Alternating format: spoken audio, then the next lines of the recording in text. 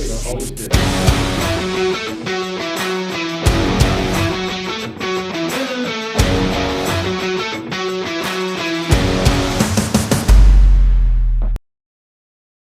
Hi, and welcome to the Andrew Ovid Podcast. Today we have a very special segment. I have a special guest with me.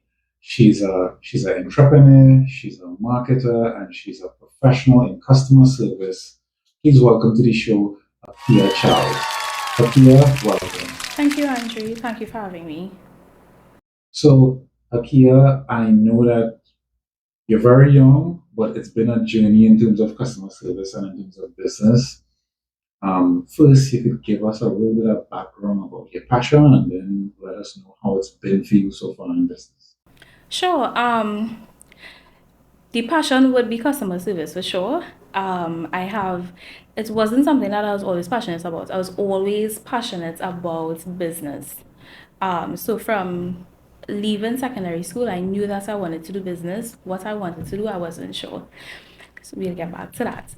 But with regards to customer service, early in my career, I would have done a lot of customer service jobs, and some of those jobs required extensive training. One of the places that I work, they actually train government employees, and we had to do a month of customer service training, understanding the brand, understanding the product, understanding the customer, understanding how to present yourself, how to interact with the customer, etc.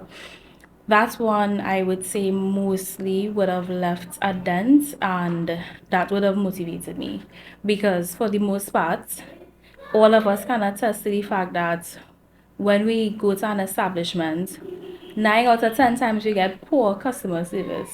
So, tying that into the business currently, that would have been a motivating factor to how we wanted to do things, how we approach the customer, and even the voice that we wanted to give the business. Um, and yeah. Yeah, yeah. So, and I know that you dropped a lot of stuff in between there. I've seen some of your work on your business in terms of marketing and so on. I think that is fantastic stuff.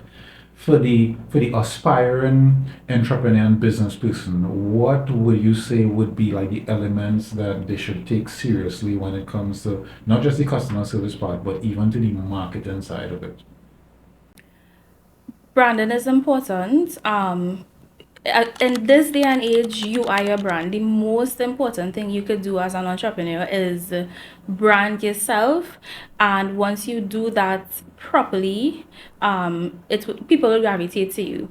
Relatability is important as well. So, as much as I focus on marketing and the work that we do, and putting out information about what we offer, I also put a lot of time into relatability because people buy from who they know, trust, and like. So, in order for me to get customers, they have to know me from the platforms. They have to, at minimum, have an idea about who we are, the type of service that we offer, and what we do.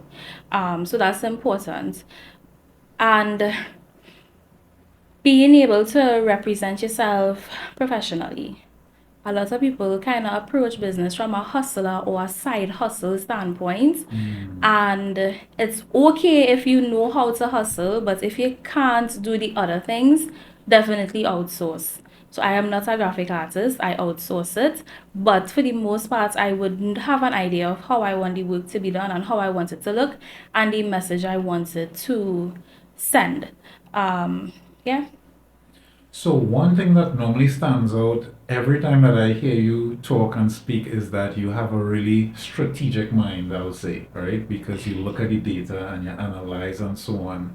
And sometimes I feel like a superpower is understanding your own strengths. In your business, do you find that that strength is what really drives where it is that you all are at, or do you see it as you are able to see your strength and then say, all right, I'm going to lean on the others for, let's just say, like the other mentality or the other personalities that would definitely come through. It is definitely a team effort. I could say that much because, of course, it is my husband and I. So, in terms of the background things, in terms of the administrative, the marketing, and all of that, that's me. But when it comes to on the field, it is definitely him as well. So, a team effort for sure. So, yes, strategy is important. You need to be strategic in everything that you do. As much as people want to buy from somebody, they know, trust, and like, you have to know how to be able to sell to people because sometimes people know what they want to buy but they're not 100% sold. So you need strategy to be able to close a sale, and personality is 100% important because people like relatability. If you go to people and you're too professional, some people may see that as being uptight. They may see it as being stuck up. They may not like it. So you have to be able to reason with people on a different level. Um, Personality, and I want to say intuition is important too, because for me especially, and the field that we're in, because most of our customer interactions would be via a call or a message, I 10 out of 10 times have to feel out people from the interaction that we will have to know if they're serious and to know how to approach them, because I wouldn't want to try to sell somebody too soon when they're not in a position to buy. Sometimes people are just looking for information and then they come back later on to buy. So as I say, that is where intuition will tie in for me. Yeah. So definitely a lot of stuff. Now, from where I sit, um, your business definitely hits all the buttons in terms of being able to relate to the customer, but also one thing that I like about the way that you've positioned your business is on a foundation for strategic growth. And I think that that's a very, very powerful concept that some people miss. So I see when you put like the effort into the groundwork for your business, the foundation of it, you see it throughout the branding. You're not looking for anything wishy-washy. You're not looking for anything that's looking cheap, that kind of thing. And it's now transcending through your brand.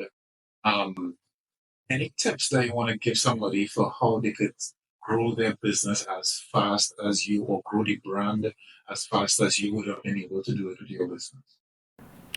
So yes, say that, and I literally just felt a burst of emotions, but in a positive way, because I know how much work we do, and I know how much sacrifice we've made to be here. Even though for somebody here mightn't be much, it's much for us.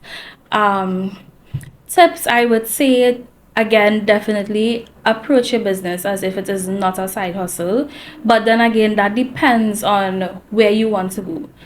Ideally for us, I would ideally want to be able to bestow upon other people the knowledge that my husband and I have in different capacities, leadership, customer service, all of that. So hence the foundational work now, right? But even if you just want to have a small business that is a quote unquote side hustle or an additional form of income, position your brand uh, according to your direction. So that's one. Two, again, outsource. If you can't do it, definitely outsource. Yes, you may be a startup business and it might be a sacrifice financially, especially. But you have to look at the bigger picture. It's a small loss for a big gain. Three, talk to people. There are so many things that we did not know starting, and there's still a lot to be learned, but you have to be two things. You have to be adaptable, well, three things: adaptable, agile to change, and you have to be willing to change. Plenty of people kind of just stuck in their ways, and then they try to figure out or don't understand why they are where they are, but our way isn't always the best way. So just those three things for now. And once you implement them as they come, no, you're not going to take every piece of advice that you get. You take the ones that make sense based on you and your circumstance, of course. Yeah. But you implement them as you should, and you're on your way to building something sustainable. All right. So I have this question for you as well, right? Um, I've been in business and I know that you have been doing a terrific job as well in your business. Now, entrepreneurship and running a business could be quite daunting at sometimes. And sometimes you might regret, all right, I should not have done business with this customer, or maybe we made out here, we didn't estimate the price correctly, certain things. And it's almost like it's up and downs. So the question that I really have for you is, how do you stay motivated through the ups and downs, knowing that you have your vision, you have your goals, because sometimes you could really hit some little pitfalls that could kind of throw you off. Sometimes. Sometimes I just feel like out in continuous fires. But understandingly why. And if it's one thing I get from all of the customers that we have so far is a reminder of why we do what we do. Sometimes from just their experiences, I would listen to their previous experiences or from their experience shopping around to other businesses. And it will be a gentle reminder to me about why we do what we do. So understanding why. Understanding the why. So you're gonna share with us that why? My husband is an electrician by trade. That's what he studied. That's actually something that he's passionate about. He's known forever that he wants to do electrical. Um, I like customer service and I also like business. I have a family background of business, by the way. So I've seen certain things. I've seen how they went wrong, and I also try to use that as well to fuel what we do. Um, I have had bad experiences with tradesmen. Like every time a tradesman have to come home by us, it's a bad experience, and that had me thinking when we were brainstorming what we wanted to do. And they always say do what you love and it do feel like work. Yeah. So my customer service passion together with my husband's passion for electrical, he would have learned AC cameras and access control systems from previous employment. So he also grew a love for those things.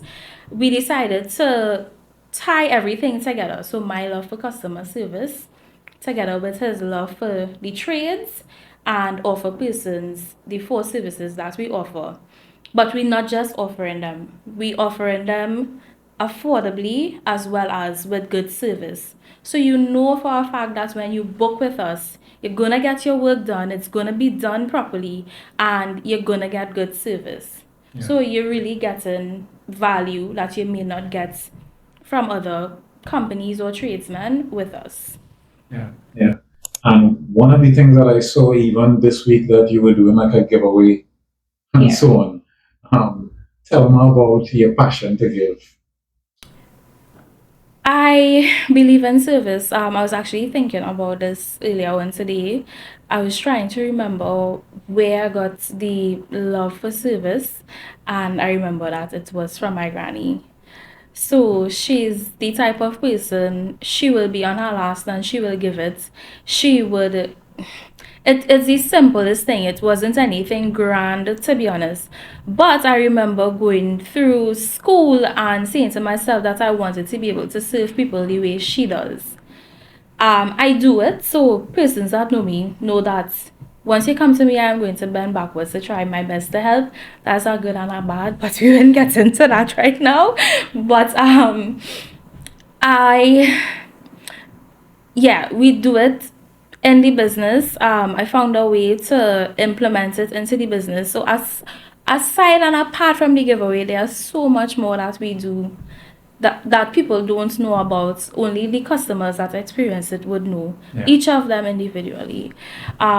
And then I decided, because I've always been wanting to do a giveaway since we started, and the timing was just right, I would say.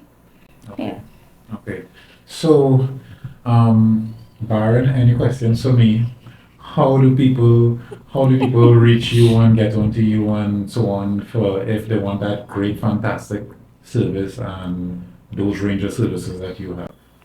We are on Facebook, Instagram, and TikTok. You can also Google us as well. It is K&A Charles Solutions Limited.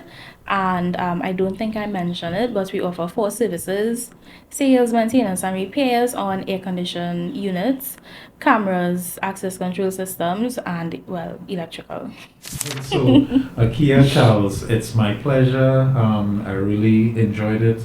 I love your passion and your fire for your business, and I'm definitely hoping that we could have another podcast where we ask some other questions that I know that you're very passionate about as well. So, thanks so much for being here. Thank you for having me.